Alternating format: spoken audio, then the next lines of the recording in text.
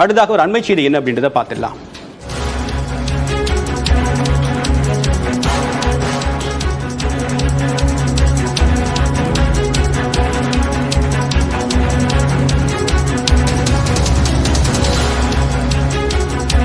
தற்போது அதிமுகவில் இணைப்பு என்ற குரல் அவ்வப்போது பேசப்பட்டு வரக்கூடிய நிலையில் பன்னீர்செல்வம் தரப்பு மாவட்ட செயலாளர்களுடைய ஆலோசனை கூட்டம் இன்று நடைபெற இருக்கிறது. விவரங்களின் நேரம் சிறப்பு செய்தியாளர் சுபாஷ், இந்த ஆலோசனை கூட்டத்துடைய முக்கியத்துவம் என்ன?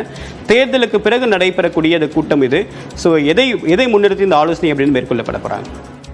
தேர்தலுக்கு பின்னருக்காக 2வது முறையாக இந்த ஆலோசனை கூட்டமானது நடைபெறுகிறது. தேர்தலில் பன்னீர்செல்வம் தரப்பு ராமநாதபுரத்தில் பாஜகவுடன் கூட்டணியில் போட்டியிட்டு 2ஆம் இடம் வெற்றி பெற்றார். அந்த இடத்தில் அதிமுக டெபாசிட்டை இழக்கும் தருவாயிலும் இருந்தார்கள்.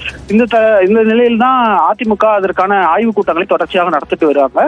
பன்னீர்செல்வம் தலைமையில 2வது முறையாக மாவட்ட செயலாளர் கூட்டம் இருக்கிறது.